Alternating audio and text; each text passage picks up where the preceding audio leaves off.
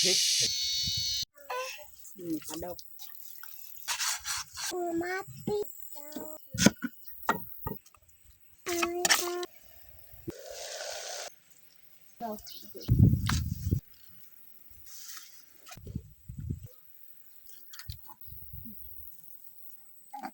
สวยเงินให้ครอบครัวของเฮาก็ดีใจหลายๆอ๋อขอบใจหลายอย่าลืมกดไลค์กดแชร์และกดติดตามเด้อพี่น้อง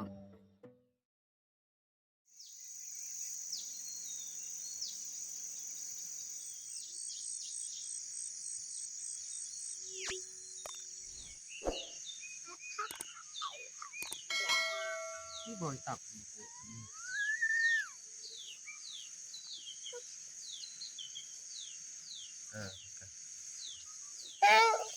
ปุจจัน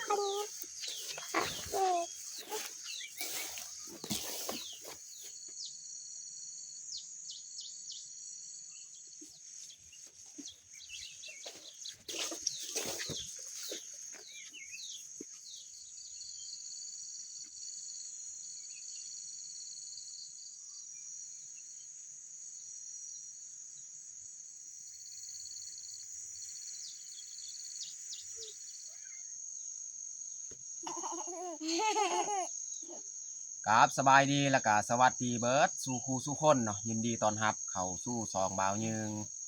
เอาน้องพลอยทักทายสบายดีลุงป้าสบายดีลุงป้ามื้อนี้มาเฮ็ดหยัง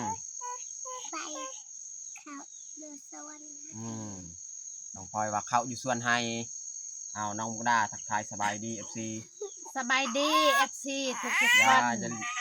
มื้อนี้ค่อยกับพาลูกพาพัวเขาสวนเขาไปลอกทั่วดิน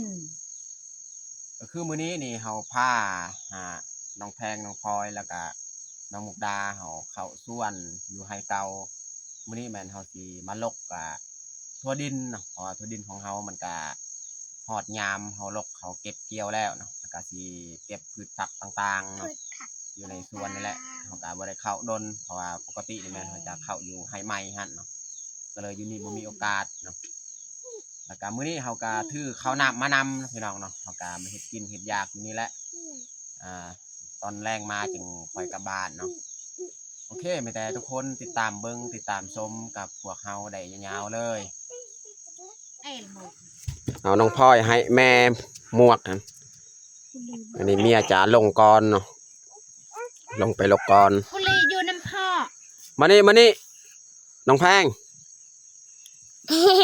จังน้อยเขาก็สิตามไปลกมักทัวกับเมียตอนนี้น้องแพงน้องพลอยนี่ยังบ่ทันนอนถ้าว่าเขานอนจังน้อยเขาก็สิไปลกพุ่นบ่ใกล้ดอกใกล้ๆนี่ส่วนมักทัวเฮาทางลุ่มหั่นเนาะ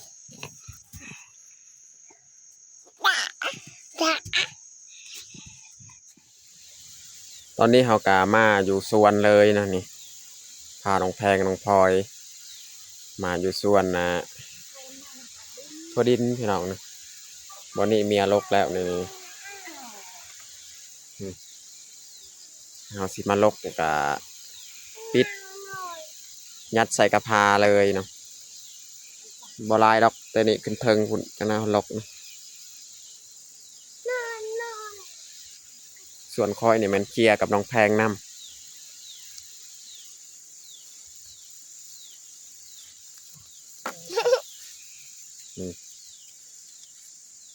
ตัวดิน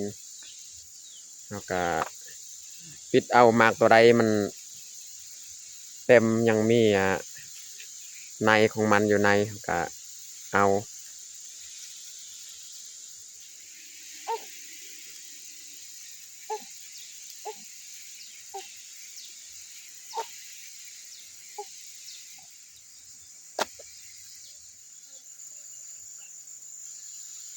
เราจะมาลกเลยพี่น้องเนาะ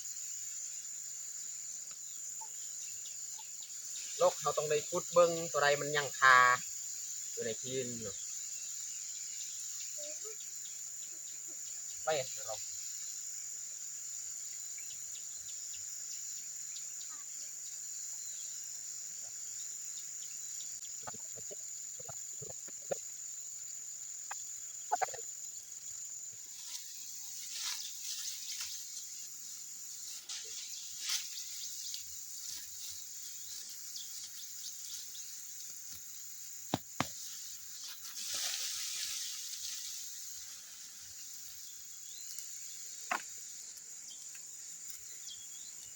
เราจะปิดเอาหมากตัวมันเต็มตึง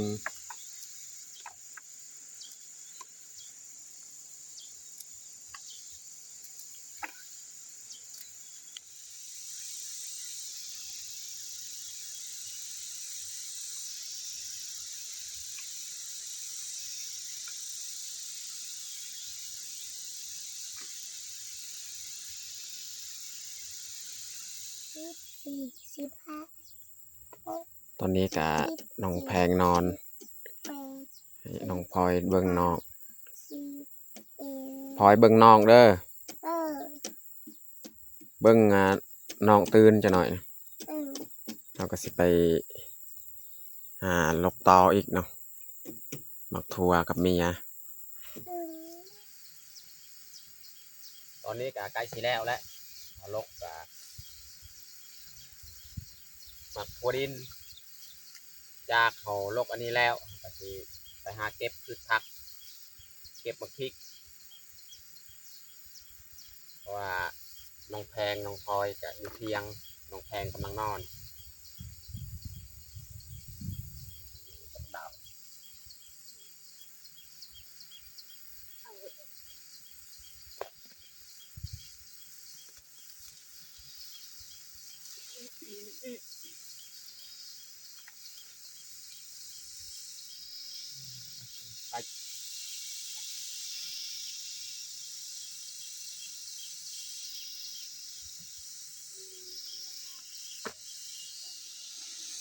บักบวบนี่เก็บกิน2 ปีแล้วพี่น้องเนาะยังมันแตกหนอพี่น้องเนาะ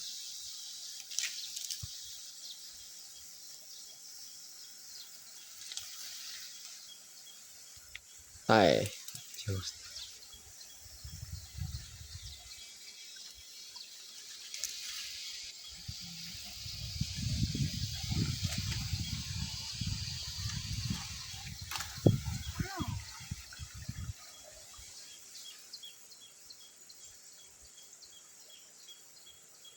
หมดแดงลายพี่น้อง ทำไมจะหิวลูก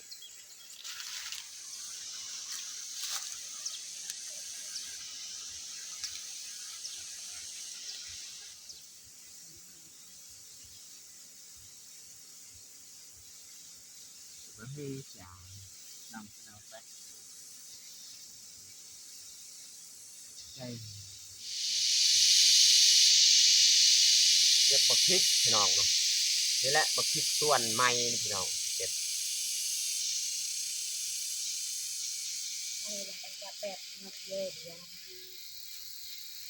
เก็บมักแตงพี่น้อง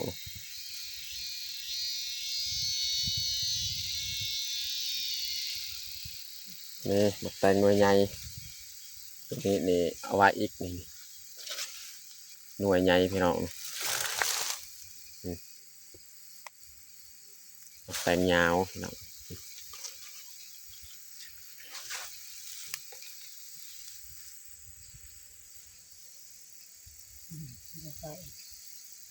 เอาเก็บเลยตัวน้อย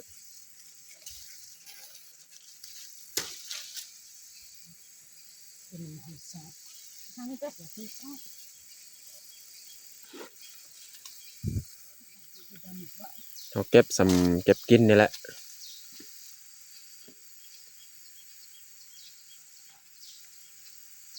เก็บหน่วยน้อยๆเก็บกิน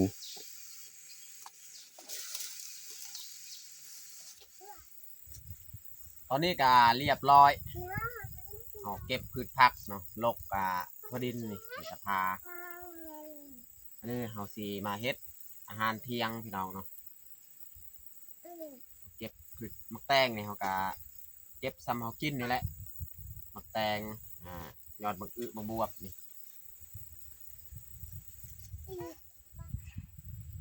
พี่น้องเบิ่งมักพริกนี่แม่นหากก็เก็บใหม่ๆนี่มักพริกเขาปลูกใหม่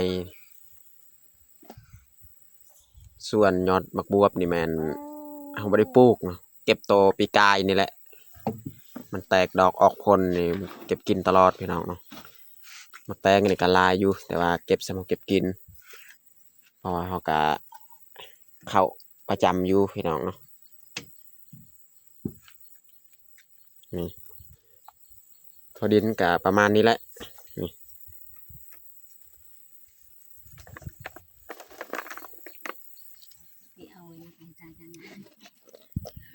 อาหารเที่ยงมื้อนี้ก็เฮาสิเอาปลาดุกนี่พี่น้องนี่ปลาดุกยังเป็นๆนี่พี่น้องเนาะ ปลาดุก เอามาเฮ็ดอาหารเที่ยงมื้อนี้เนาะ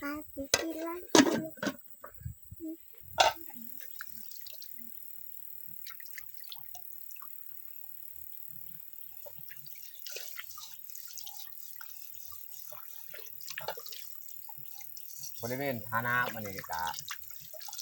จะครกแล้วพี่น้องเนาะน้องพลอยล้างหม้อล้างฝาหม้อสะอาดแล้วน้องพลอยเอ้ย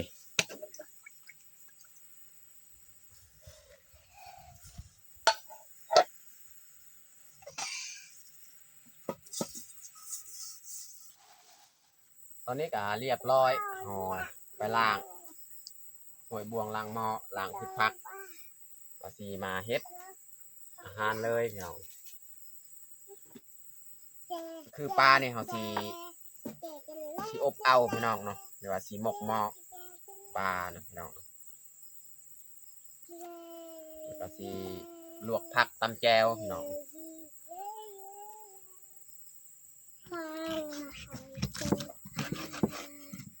กับที่กับเงินไหลที่ส่งมาเปียกเข้ามาเปียกส่งมานะคะมาเจ้ามือโคตรเจ้า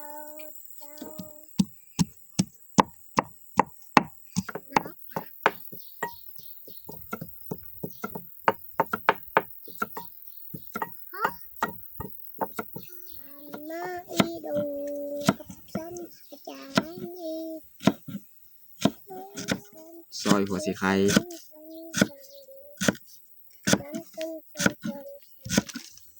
ไม่ได้เขาจะปรุงเลยพี่น้องเนาะใส่เกลือ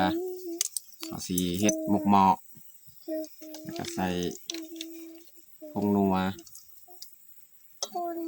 ใส่หอมแดงแล้วก็ใส่พริกกระเทียมแล้วตำ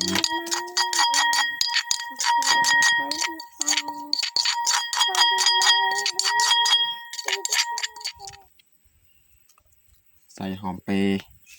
เดี๋ยวเราจะผสมเลยพี่น้อง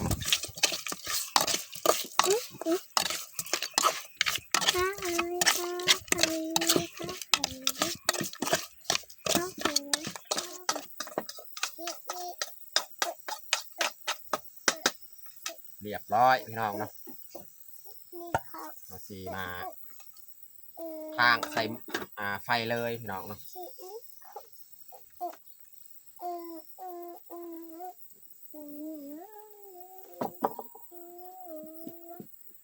กัดตันหานปัง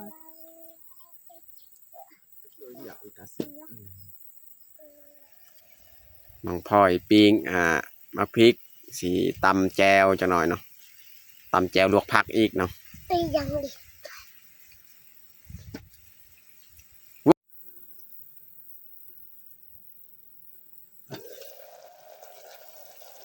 นี่พี่น้องหมกหม้อปลาดุกพี่น้องเนาะประมาณจาก10 นาทีอีกจะหน่อยเนาะสุกเรียบร้อยแล้ว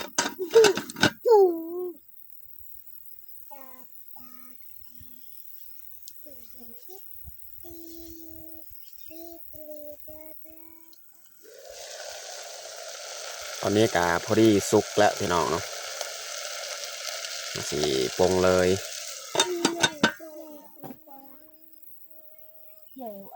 โอเคปรุงเลย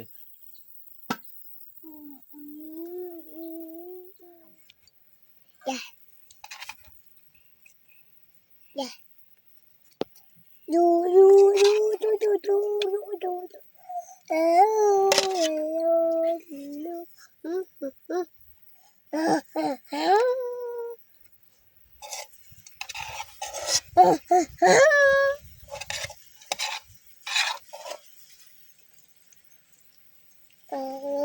ข้างใน เรียบร้อยพี่น้องหมกเหมาะปลาดุกพี่น้อง ออกลูกทีหลังมาเป็นอีกดัง เนี่ยตำแจวแล้วก็กำลังข้างหม้อสีลวกผักอีกเนาะ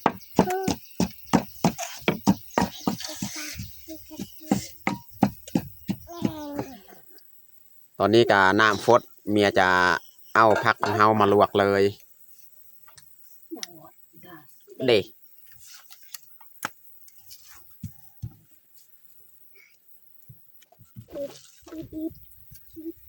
เอา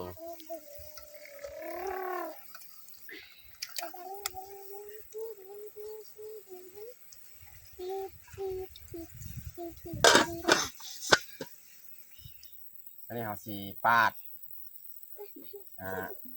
มักนัดพี่น้องเนาะ เนื้อไม่ใส่พวกนี้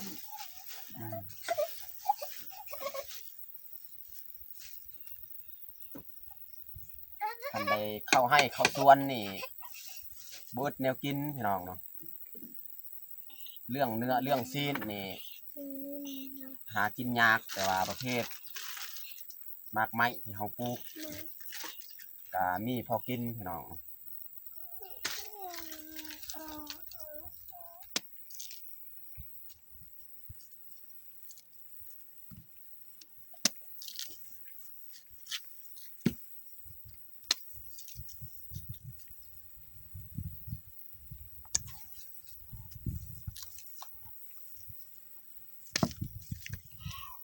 หั่นหมักแตงอ่อนพี่น้องนี่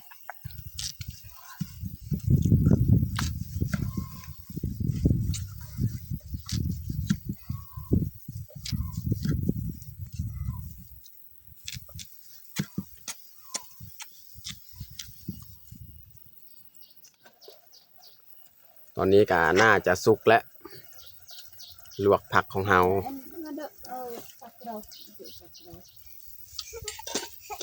ตอนนี้ก็สุกเรียบร้อยแล้วลวกผักของเฮา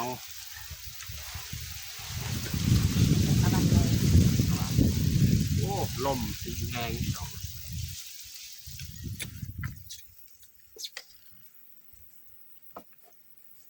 ลวกผักพี่น้องเนาะยอดมะบวบแจวเนี่ยเอาไว้ทางนั้นเลยพี่น้องเนาะตอนนี้ก็เรียบร้อยแต่งผักของเฮาหมกหม้อปลาดุกพี่น้องเนาะแล้วก็ลวกผักพี่น้องเนาะแล้วก็แจวแล้วก็มีหั่นหมักแตงกับหมักนัดพี่น้องเนาะสำหรับอาหารเที่ยงของเฮากับเบิดสำนีแหละพี่น้องเนาะตอนนี้ก็เรียบร้อยเฮาแต่งข้าวของเฮาเนาะไม่ได้เฮาสิลงมือกินข้าวเที่ยงเลยเนาะแล้วก็หลังจากเขากินข้าวเที่ยงจักน้อยเนาะเขาก็สิมีการขอบอกขอบใจผู้ใหญ่ใจดีผู้ใหญ่ใจบุญเนาะที่โอนเงินมาให้ครอบครัวเบายืงหรือว่าให้น้องแพงน้องพลอยได้ซื้อขนมกินหรือว่าซื้อเกลือเป็นหน่วยยังใส่ภายในครอบครัวแล้วก็เขาสิขอบใจหลังจากกินข้าวแล้วเพราะว่าตอนนี้เขาก็แต่งข้าวแล้วเนาะยันสีเย็นก่อนเขาก็ประทานอาหารก่อนหลังจากนั้นจึงขอบใจป้าผู้ใหญ่ใจดีเพิ่นเนาะเอามาเด้อมากินข้าวนำกันพี่น้องเนาะ มาเด้อมา เอาน้องพลอยเอิ้นลุงป้ามากินข้าว มาเด้อมากินข้าว ข้าวเที่ยงนำกันเอาน้องมุกดา เอามาเด้อมากินข้าวเที่ยงนำกัน ว้าว กิน ปุรีเกิด ปลาดุกกะกูจ่า ปลาดุกนะคุณแย่ดีดอกจะซิบบุรีไป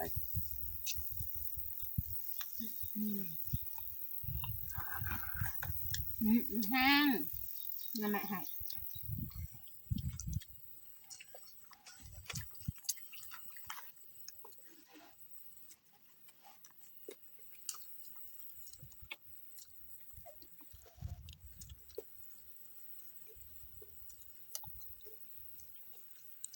เองปลาดุก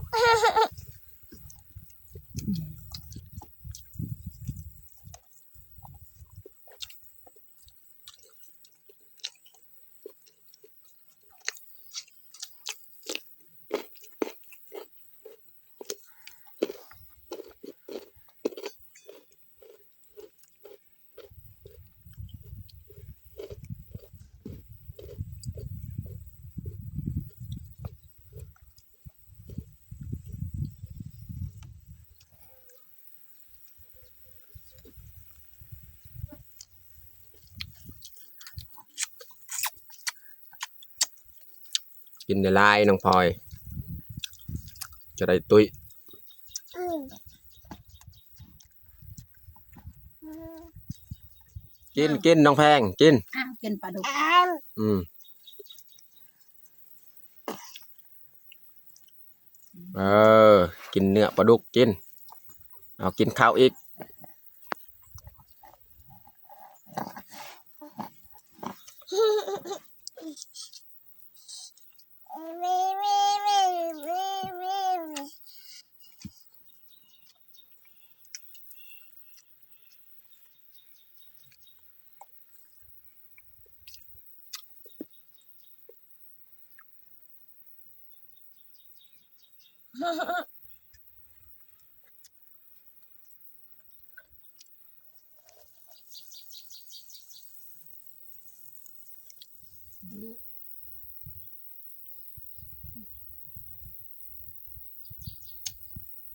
หลังนอนจะไปละอ่านอ้ามหลังนอนจะไป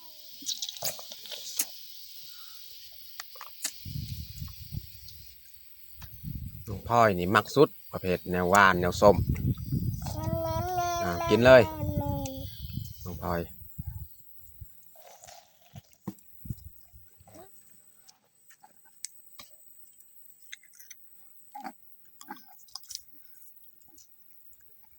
อืม